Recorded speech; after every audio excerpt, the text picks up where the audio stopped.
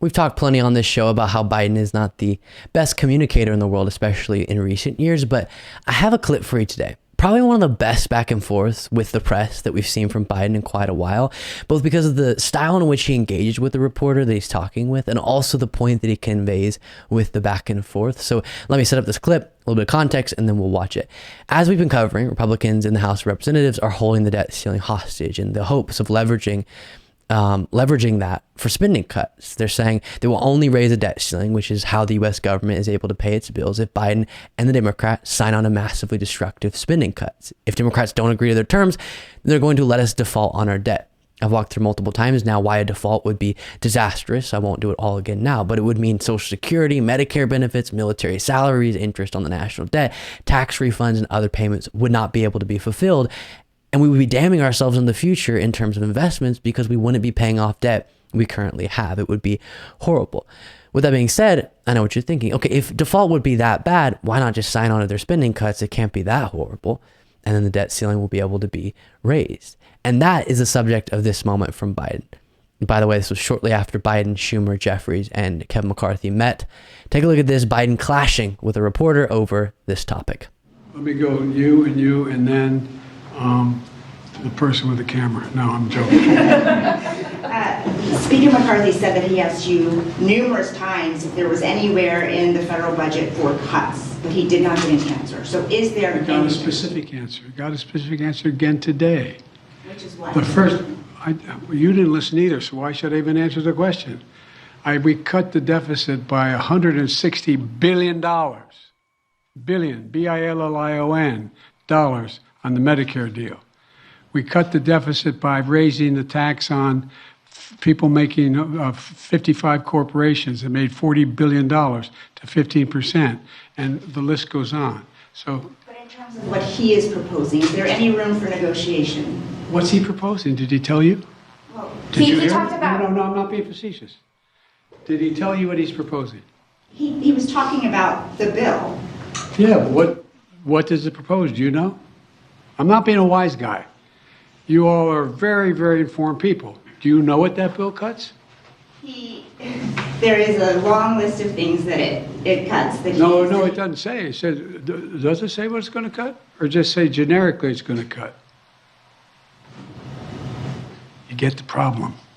So what's going on here? Well, what Biden's trying to emphasize is the fact that Republicans have named some of the spending cuts that they want, but they also just said all discretionary spending for 2024 has to go back to 2022 levels. They've made clear, though, all the cuts necessary to get us back to fiscal year 2022 levels can't come from defense. So it would have to all come from domestic programs. But then when the Biden administration points out, hey, that'll mean we would have to cut funding to a lot of programs, including for veterans, the Republicans go, no, Biden's lying. Look in the bill. We never said that.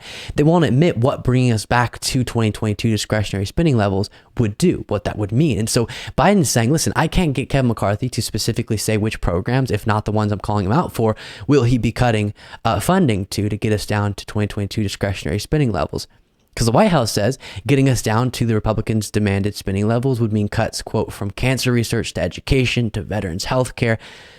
But again, when that's said, Republicans freak out and pretend that Biden's lying about their plan. But if you demand massive cuts overall, but leave blank the part where you specify how that is going to be done, then obviously you're the one playing the games. The GOP's plan would cause hurtful cuts, even to veterans who they purport to care so much about. And the fact that they don't acknowledge that doesn't mean it's not the case. And so Biden, in the clip we just watched, brilliantly called out the fact that McCarthy and Republicans are being dishonestly vague by saying to the reporter, okay, you're saying that McCarthy thinks I'm not engaging with the spending cuts he's put forward, then what are they? Specifically, what are they? Do you know? Do you know what that bill cuts? There is a long list of things that it cuts. That No, it doesn't say. It says, does it say what it's going to cut? Or just say generically it's going to cut? You get the problem. Now, to be clear, it's not that Republicans haven't named any of what they would like to cut. They have. And even the things that they feel comfortable admitting they want to go after are disastrous. For example, their plan if Biden and the Democrats went along with it and allowed it to become law, would raise the SNAP or food stamps work requirement age from 50 to 56, which would kick thousands of low-income people off of their SNAP benefits plan, preventing them from being able to afford enough food. It would also add work requirements to Medicare, kicking thousands of people off of their necessary health insurance plan. And by the way, when that's been studied, it's been shown to be the case that adding these work requirements isn't an effective way to get people who could be working back to work, but it is an effective way to kick a ton of people off of necessary government programs. We're talking about healthcare and food. And then so many other bad things. I've gone through all the specifics in past videos, but if the things they're willing to admit to are terrible, you can only imagine the things that they're not willing to admit to. Biden called out one of those items during a speech today. Take a look. Republican bill today, they would cut 30 million veterans' health care visits. The way they do that, that's including nearly 2 million health care visits for veterans in New York State, because there's not enough personnel. There's not enough personnel. The difference between the 2022 budget, which they want to get back to, and the 2023 budget is I increased the funding for the Veterans Administration by $22 billion. And the reason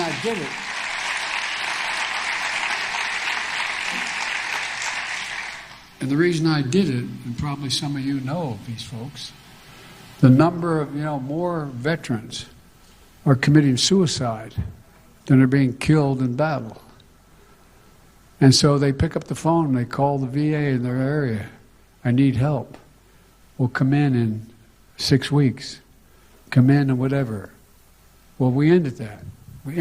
Now they want to go back to the levels where we cut those folks that now provide that kind of help. This amounts to a $22 billion cut in veterans' health care. Now they dispute this. They nowhere in their actual proposal are there exclusive protection for veterans. But they say it's unusual language we use with presidents these days. They say I'm lying when I say that. Well, the truth is, why do so many veterans groups, why have they spoken out in opposition to the Republican proposal? They're not all Democrats. They know what's going to happen. Folks, that's a game Republicans are playing. Anytime you single out the impact of their overall cuts, they tell you, no, it's not true. But they're wrong. They want to protect something. They would have written it down and say, we're protecting it. You can't cut this program. Really take a moment to think about this. Republicans in the House of Representatives have become so radical that they're willing to throw us into an economic catastrophe by not raising the debt ceiling. For what? They're a bunch of babies and puppies that are about to die, and this is the only way to save them? No. They're threatening to do something this disastrous to get Democrats to go along with something really disastrous. So setting up a lose-lose situation for Democrats, obviously that's likely the idea. Either they sign on to a plan that would be devastating, or they don't, and Republicans force a situation that would be devastating. I beg you, I beg anyone, everyone, people, please stop voting for the GOP. That's my PSA for today. At least for now, until they find the slightest bit of reason. And by the way, it's not just Biden calling out the dangers of the Republicans' plan. This is from the Hill. Agencies across the government are sounding the alarm over the potential impact of steep spending cuts included in a Republican-backed proposal. Officials from nearly 20 agencies, including from Departments of State, Treasury, Housing and Urban Development, Education and Veterans Affairs, as well as the Social Security Administration, wrote letters over the past several weeks warning of what a return to 2022 spending levels would mean for their offices next year. The article goes on to explain the specifics. We don't have time to go through all of it, but just to give you one example of the many about the damage this proposal will do if implemented, again from the Hill. Among some of the wide-ranging potential effects highlighted by Delario's office in a release on Monday are reduced access to rental assistance for more than 600,000 families, the shuttering of the 125 air traffic control towers and a drawdown that could impact 1/3 of all airports, and a sharp reduction in rail safety jobs that could mean 30,000 fewer miles of track inspected annually. So whether House Republicans want to admit it or not, their plan, for lack of a more intellectual way to describe it, it stinks.